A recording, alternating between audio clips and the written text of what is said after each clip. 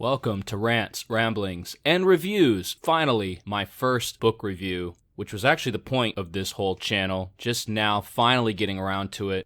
Very excited. It's just like Christmas morning, except without the gifts, and the family, and the good food. So yeah, let's get into it. Today we're looking at Ann Leckie's Ancillary Justice, or as I like to call it, political intrigue with androgynous David Bowie females and AIs in space. Yeah, her title's probably better. Now, this book won 5 awards, including the Hugo and the Nebula, and I think that all of the hype probably gave some readers some unrealistic expectations. It's always difficult to go into a book when you think it's going to be incredible and blow you away. Much better to go into a book not really knowing what to expect and then be surprised. But I knew I had to check this book out. For me, the Hugo Award is like cheese. Put that shit on anything and I'll consume it. An old shoe? Yuck. An old shoe with cheese? Interesting. So I've read about 20 Hugo Award-winning books. I always make a point to check them out, so that alone was enough to get my attention. Now, the gimmick in this book that has everybody talking is that everyone is female, or at least they're identified by the female pronoun, or at least it's translated that way, or at least should be, and sometimes not, or they get offended. So I hope that's not too confusing for you. Welcome to Canada in the year 3000, where we've declared war on genders and pronouns. So with its ideas on gender fluidity and its female-first perspective, it's no wonder that this book won so many awards. Hello, 2019. Honestly, a bit surprised that there wasn't a space vegan pirate colony in this book as well. Would have really fit the motif. Now, I'm sure everyone's experience in discovering this gender gimmick was different. Some people seem to really be bothered by it. Some absolutely loved it. I personally thought that it didn't really work that well, but I also found it really fascinating nonetheless.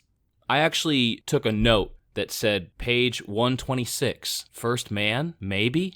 Because I wasn't really sure what was going on. As I was reading the book, I was like, there's no dudes. Why does this chick have a beard? What the fuck is going on? I suppose each reader gets to decide the gender of each character, which is gimmicky, as I mentioned, but it's also a really fun thought experiment. For me, everyone in the book ended up being a female David Bowie, asexual lesbian, so don't judge me. Now, this book was a real slow burn. While for me, many books in this genre start promising and finish flat, Dark Tower, I'm looking at you, Ancillary Justice was very boring for the first 70 pages or so before it started to generate momentum. This was in part due to poor characterization. While I really appreciate what Leckie did with the two main characters' relationship, it started very boring, then it was annoying, and then eventually it starts to grow on you, which is the same emotional track that they're experiencing in this book towards each other. It was still difficult to care much about any of the characters in this story. Even the most fascinating character in the story, the Lord of the Rach, Anandar Mianai, whose name will hopefully never be used in Wheel of Fortune, I'd like to buy a vowel, was much more a plot device and an idea than an actual character. Super confusing but interesting take on a society controlled by an AI inhabiting multiple bodies but sharing the same mind. Or is it the same mind? Dun dun dun. Try to follow along on pages 207 and 208 as Breck, the ship, human, AI person, tries to explain their consciousness and identity. It seems very straightforward when I say I. At the time, I meant Justice of Torin, the whole ship and all its ancillaries. A unit might be very focused on what it was doing at that particular moment, but it was no more apart from me than my hand is while it's engaged in a task that doesn't require my full attention. Nearly 20 years later, I would be a single body, a single brain. That division, I, Justice of Torin, and I, One Esk, was not, I have come to think, a sudden split, not an instant before which I was one, and after which I was we. It was something that had always been possible, always potential, guarded against. But how did it go from potential to real, incontrovertible, irrevocable?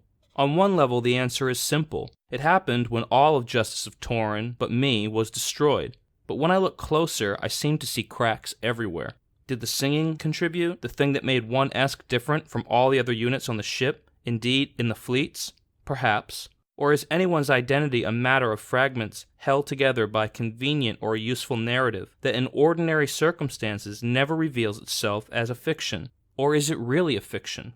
I don't know the answer, but I do know that, though I can see hints of the potential split going back 1,000 years or more, that's only hindsight. The first I noticed even the bare possibility that I, Justice of Torin, might not also be I-1-esque was that moment that Justice of Torin edited 1-esque's memory of the slaughter in the Temple of Icht. The moment I was surprised by it. It makes the history hard to convey, because still I was me, unitary, one thing, and yet I acted against myself, contrary to my interests and desires, sometimes secretly deceiving myself as to what I knew and did. And it's difficult for me even now to know who performed what actions or knew what information, because I was Justice of Torin, even when I wasn't, even if I'm not anymore. Holy shit. What the fuck does that mean? I, we, who, what, I? So that's the main character, Breck, who also used to be a ship and an AI and is now just a single individual wrestling with this process. And I'm not going to pretend like I understand everything that's going on in there. It's a lot to chew on, but it's super interesting. And then when you get into the Lord of the Rach, Anander Mianai, her situation is fascinating as well. She is the ruler of this whole society. She's supposed to be one consciousness with multiple bodies. The bodies are spread all over the galaxy. But the problem is, at some point during the story, those bodies are experiencing different events that cause different reactions, that cause sort of a mental divide in how her consciousness is processing, and then a split. So eventually you get to a point in the story where she's fighting herself with her multiple bodies. And it's completely and utterly fascinating and believable as well. Think of blending 2001 A Space Odyssey with Fight Club. For me, just that single idea of split consciousness identity being explored through Breck and Anander Mianai made this book worth it, and I definitely plan on revisiting the series again. So as I find the 5-star system a bit limiting, I like to use my arbitrary rating system, SLICK, which stands for Story, Language, Ideas, and Characters on a 10-point scale. And here's how I scored Ancillary Justice. For story, I gave it a 7. It's a real slow burn, but don't give up, because it really gathers steam towards the end. For language, I gave it a 6. Leckie's writing style didn't do much for me. It felt a bit stiff and impersonal, but it was fine, and it got the job done. For ideas, I gave the book a 10. For me, this is where the book really shines. And even after finishing it, it was really stuck in my head, and still is to this day, actually months after I had finished the book.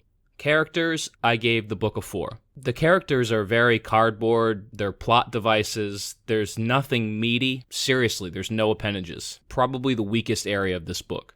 I also strive for a contrived comparison for every book. So, if this book was a car, it would be the Dodge Dart, a car famous for a legendary engine that never seemed to die. And while the car itself was nothing special, the idea of the Dart and its oops, too good engine was a real conversation starter. I also think this book, while not the most impressive package overall, has some real fascinating ideas that could stand the test of time. If you like this review, but you'd rather read it while you're out drinking with some friends you don't like, pretending to be social, head on over to Goodreads, where I've actually written this review as well. I'll leave the link in the description. If you like it, subscribe, share it, and I'll see you next time on Rants, Ramblings, and Reviews.